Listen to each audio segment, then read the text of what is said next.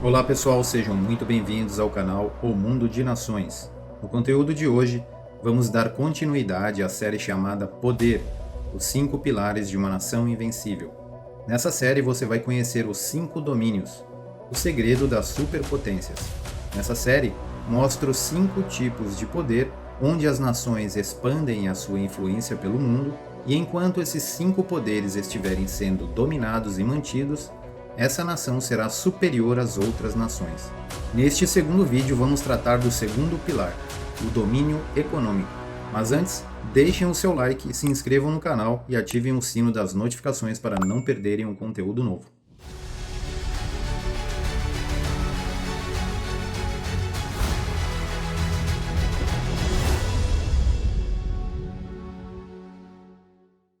Economia é uma palavra latina que tem origem do grego antigo oikonomia e que significa maneira de administrar a propriedade. Hoje, a economia pode ser definida como a ciência que estuda os fenômenos relacionados com a obtenção, produção e utilização de bens e serviços necessários à sobrevivência e à qualidade de vida.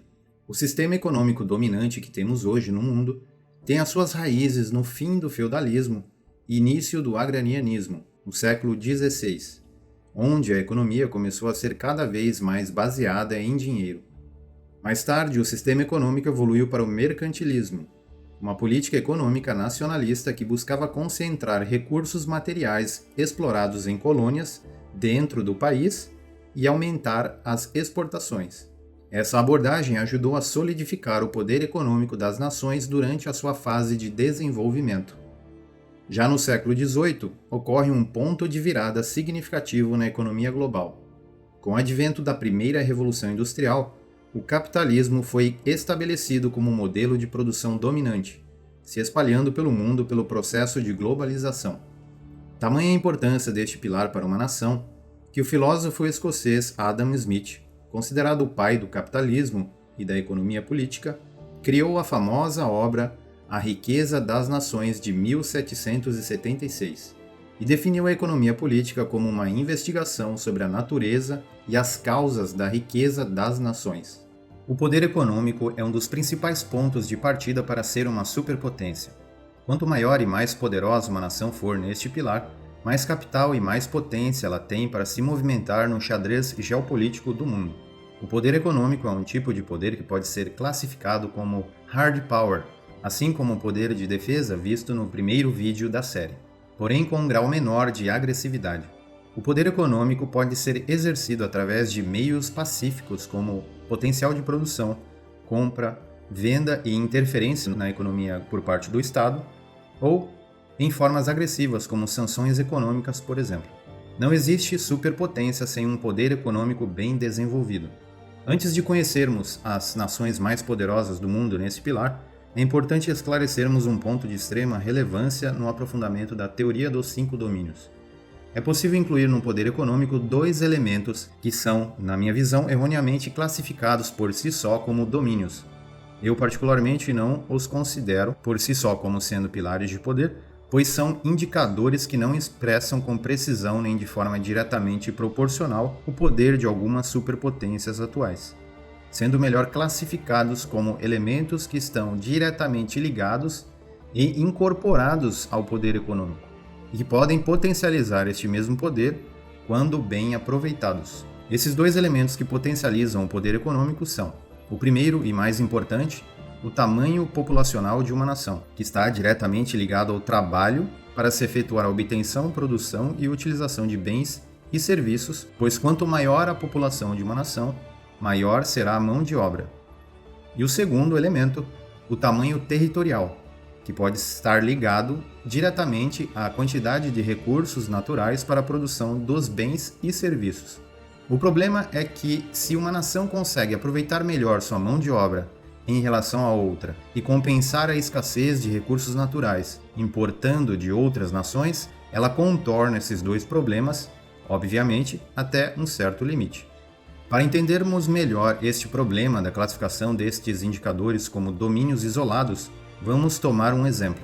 Se compararmos a Rússia, que tem o maior território do mundo em extensão, e uma população de 147 milhões de habitantes, como a França, por exemplo, que possui uma população 2 vezes menor e um território 26 vezes menor, podemos observar que a França, mesmo assim, é mais poderosa economicamente que a Rússia, ou seja, a França consegue compensar o seu tamanho sendo mais eficiente no aproveitamento dos seus recursos e acumulação de capital. Na prática, este pode ser um dos problemas que explicam o fato do Brasil, por exemplo, não ser uma potência a nível global, mesmo sendo o 5º maior país do mundo em extensão territorial e o 7º mais populoso. Então, podemos concluir que não basta uma população ou território maior. É necessário que estes dois elementos sejam bem aproveitados e expressos diretamente na economia. No fim das contas, é a economia que expressa o real poder da nação, e os recursos humanos e materiais são um meio para desenvolver este fim.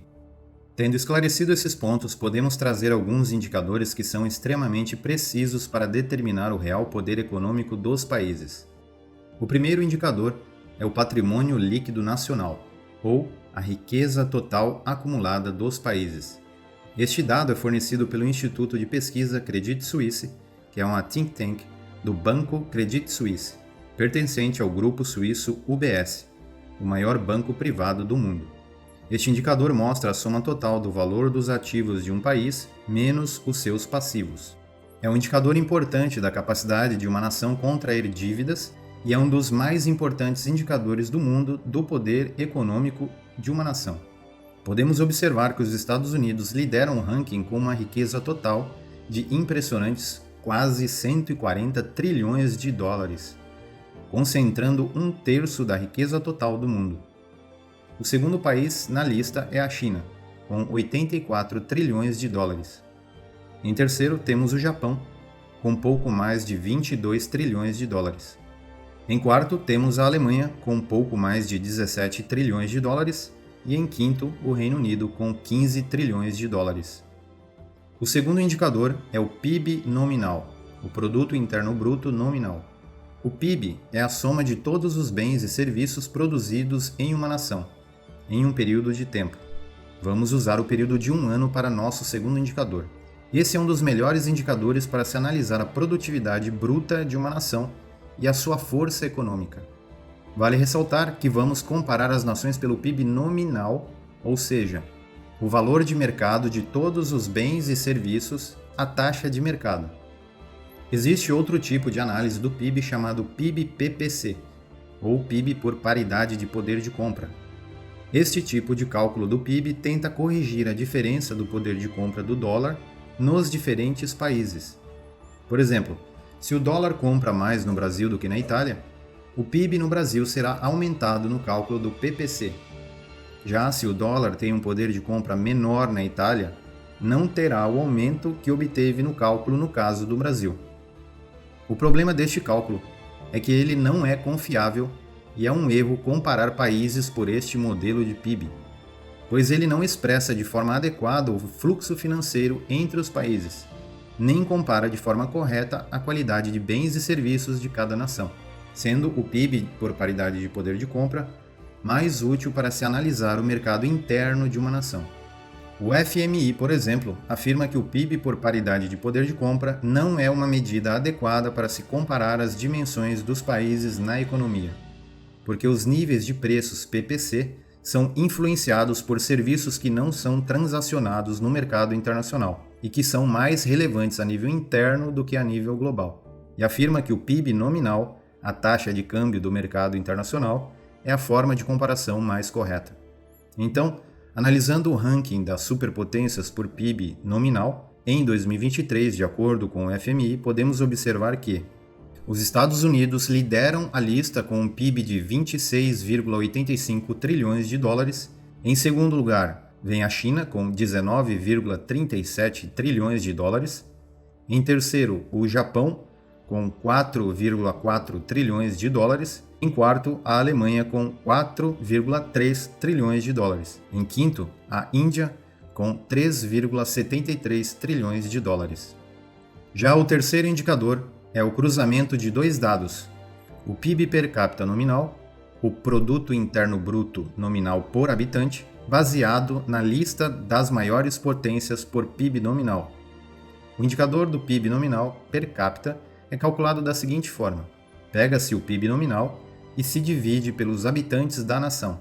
Ele fornece uma boa ideia do quanto uma nação está sendo produtiva com base na quantidade de habitantes. Já quando selecionamos as maiores economias pelo Produto Interno Bruto nominal e comparamos os dados do PIB per capita destas mesmas nações, conseguimos excluir pequenos países ricos que possuem um PIB per capita muito elevado, porém um PIB nominal baixo.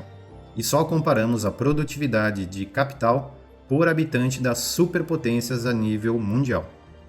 Nesta lista temos, de acordo com os dados do FMI, os Estados Unidos em primeiro com um PIB per capita de impressionantes $80.034, em segundo, a Alemanha com um PIB per capita de $51.383, em terceiro, o Japão com $35.385, em quarto, a China com $13.721 e em quinto, a Índia com $2.601. O quarto indicador é o ranking de países por exportação de bens e serviços. Este indicador é capaz de mostrar a capacidade de produção de bens e serviços de um país e a sua comercialização e aumento de capital através da exportação.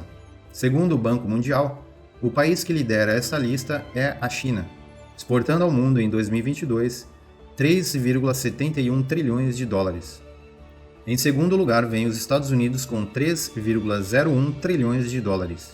Em terceiro, vem a Alemanha com $2,06 trilhões. Em quarto, a França com $1,005 trilhões. E em quinto, o Reino Unido com $1,001 trilhões. O quinto indicador é o ranking de países por importação de bens e serviços. Este indicador pode nos mostrar a capacidade de compra de uma nação, importando bens e serviços para desenvolver sua própria economia, o que depende diretamente do potencial de rendimentos e recursos produtivos deste mesmo país. Com base nos dados da Organização Mundial do Comércio, a nação que mais faz compras no mundo é os Estados Unidos, importando em 2022 $4,04 trilhões. Em segundo, vem a China com $3,16 trilhões. Em terceiro, vem a Alemanha com $2,05 trilhões. Em quarto, a Holanda com $1,16 trilhões. E em quinto, o Reino Unido com $1,13 trilhões. O sexto indicador é o ranking das moedas de reserva global. Primeiramente, vamos entender o que é uma moeda de reserva global. Como não existe no mundo uma moeda internacional mundial apoiada por um governo mundial, os países precisam comercializar com outros países através de moedas nacionais. Então, os bancos centrais, que são as autoridades monetárias dos estados, além de outras instituições, usam moedas mais fortes e muitas vezes estrangeiras para realizar o comércio entre si. A essas moedas é dado o nome de moeda de reserva ou moeda âncora. Essas moedas são usadas em transações e investimentos internacionais e são mantidas em quantidades significativas pelos países. Ao analisarmos este indicador, podemos então conhecer os países que são os detentores oficiais das maiores moedas de reserva do mundo e detêm o controle sobre elas diante das nações que as utilizam no comércio internacional e as acumulam. Segundo dados do FMI, a moeda campeã no ranking é o dólar americano, moeda oficial dos Estados Unidos, representando 59% das reservas cambiais no mundo em 2023. Em segundo lugar vem o euro, representando quase 20% das reservas mundiais. O euro é a moeda oficial dos países da União Europeia, mas com atenção especial às maiores economias da Europa, no caso, a França e a Alemanha, e especificamente a Alemanha, a maior potência econômica europeia, e que possui a maior reserva em euro. Em terceiro, vem o Ien, a moeda do Japão, com 5,5% das reservas mundiais. Em quarto, a Libra Esterlina, a moeda oficial do Reino Unido, com 4,85%, e em quinto, o Renminbi, a moeda oficial da China, representando 2,58% das reservas globais. Compilando todos esses indicadores em uma tabela, podemos visualizar com clareza as maiores potências econômicas da atualidade. Observamos que a maior potência no domínio econômico hoje é os Estados Unidos, liderando o ranking em 5 dos 6 indicadores e ficando em segundo em um deles apenas. Em segundo lugar, podemos observar a China, aparecendo uma vez em primeiro lugar e 3 vezes na segunda posição. E já no terceiro lugar, se formos classificar uma potência com a medalha de bronze, podemos observar uma forte disputa entre a Alemanha e o Japão. Analisando os dados mais recentes dessas duas potências, podemos observar que o Japão vem apresentando um declínio no poder econômico já há alguns anos, e a Alemanha vem reduzindo a diferença e se aproximando para ultrapassar o Japão em alguns indicadores, com destaque especial para o PIB, levando assim a Alemanha ao ranking de terceira maior economia do mundo neste indicador em alguns anos. E neste compilado de 6 indicadores, o terceiro lugar já poderia ser ocupado pela Alemanha, que aparece 2 vezes na segunda posição e 2 vezes na terceira posição, contra 4 aparições do Japão na terceira posição. Ou, visto de outra forma, a Alemanha ganha do Japão em 4 indicadores, contra 2 vitórias do Japão. Agora que você já sabe quais as principais superpotências do mundo, podemos concluir então que o pilar econômico é um dos mais importantes tipos de poder que existem. Não é por menos que as nações guerreiam há séculos pelo domínio deste pilar. Esse pilar é tão poderoso ao ponto de exercer uma das maiores influências em outros tipos de poder. Com muito poder econômico, por exemplo, uma nação pode expandir o seu poder de defesa e o seu poder científico-tecnológico, se tornando capaz de se defender de outras nações rivais ou até subjugá-las. O poder econômico traz progresso, segurança e prosperidade a uma nação, e as superpotências dominam com maestria este domínio. No próximo episódio, vamos descobrir o terceiro pilar, o domínio científico-tecnológico. Até mais!